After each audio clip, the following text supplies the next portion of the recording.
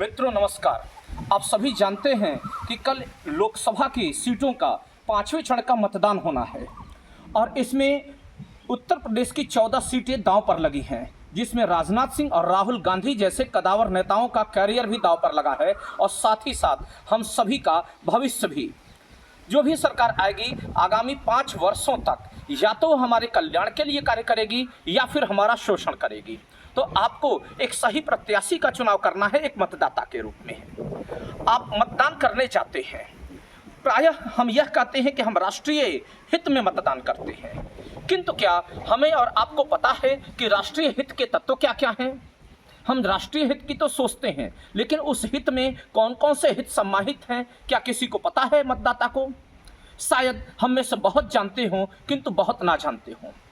कई हमारे मतदाता ऐसे भी हैं जो गरीबी रेखा से नीचे जीवन यापन कर रहे हैं।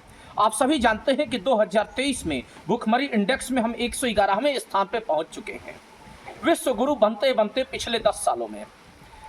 और यह आबादी 5 किलो राशन की मोदी की गारंटी पे मतदान देने जाएगी, ऐसा टीवी चैनलों द्वारा प्रचारित किया जा रहा है।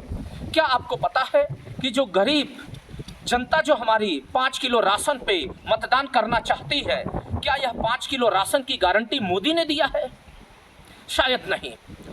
आपको यह पता होना चाहिए कि जो 5 किलो राशन एक एक गरीब को मिल रहा है वह 2013 की फूड सिक्योरिटी एक्ट के तहत मिल रहा है, जिसे पूर्ववर्ती यूपीए सरकार बना करके गई। और कोई भी चीज़ जो कि विधिक रूप से संसद द्वारा कानून पारित होकर के अधिकार आपको दिया जाता है, उस अधिकार को आने वाली सरकारें तुरंत छीन नहीं सकती हैं। वरना अगर ऐसी स्थिति होती तो शायद मोदी सरकार आपसे यह अधिकार भी छीन ली होती।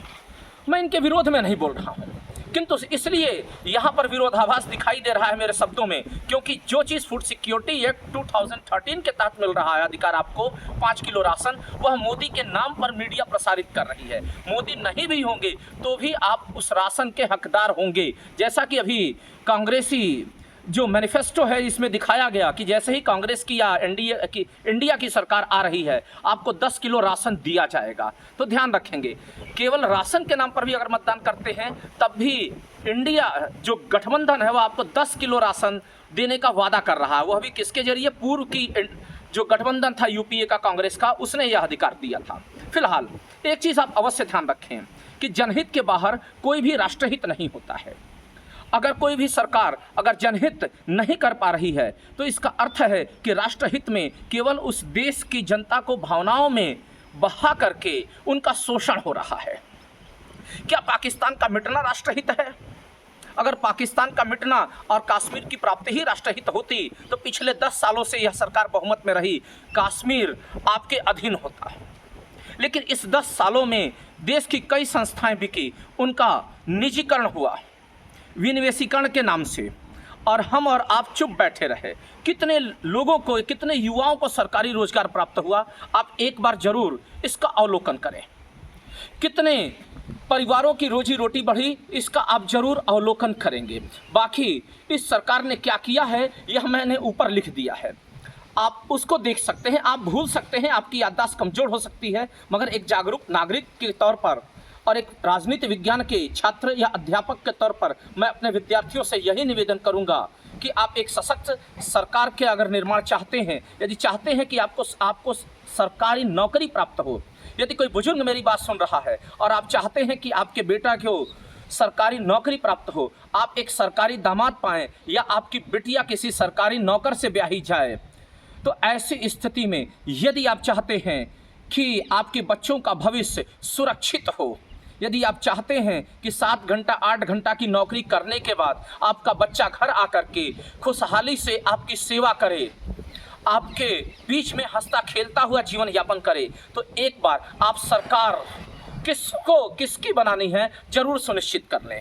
मीडिया चैनलों द्वारा यह प्रोपेगेंडा फैलाया जाता है कि आज का युवा अपने माँ बाप की सेवा नहीं कर पाता है। अनाथालय में माँ बाप जा रहे हैं अमेरिका और इंग्लैंड की तरफ। तो जानते हैं क्यों इन देशों में माँ बाप अनाथालय में जाते हैं? या आने वाले जो पिछले 10-12 वर्ष को अगर इतिहास उठा करके देखें तो माँ बाप अनाथालयों में जा रहे हैं, इसलिए जा रहे हैं क्योंकि नौकरियां निजी क्षेत्रों के हाथों जा रही हैं और निजी क्षेत्र न्यूनतम सैलरी पर 17-17 घंटा काम करवाती हैं। तो जो युवक दिल्ली और बंबई में जाकर 17-17 घंटा कार्य कर रहा है, जो युवक मल्टीनेशनल कंपनियों का लैपटॉपिया मजदूर है 25,000-30,000 की, तो वह 17 घंटा खटने के बाद किस प्रकार आकर के अपने माँ बाप की परवरिश करता होगा, कैसे अपने माँ बाप की सेवा करेगा। निश्चित तौर पर उसे अपने माँ बाप को अनाथालय भेजने के लिए मजबूर होना होगा। और इसके लिए एनडीए या बीजेपी जैसी पार्टियां जिम्मेदार हैं, जो आम नागरिकों को भावुक बनाती हैं कि देश हित में तुम 17-17 घंटे काम करो। कैसा राष्ट्रहित जी, जब राष्ट्रीय संपत्तियों को ही तुम बेच दे रहे हो। इसमें कौन सा राष्ट्रहित दिखाई देता है? क्या निजी पूंजीपति के यहाँ 17-17 घंटा छोटी सी सैलरी पर कोई व्यक्ति कार्य कर पाएगा तो वह अपने बच्चों की परवरिश कर सकता है? जब उसके रोजगार की गारंटी नहीं होगी, वह अपनी परवरिश नहीं कर पाएगा, तो वह अपने माँ बाप की देखभाल और सुरक्षा कैसे करेगा? तो उसे अनाथालय में भेजने के लिए मजबूर होना पड़ता है।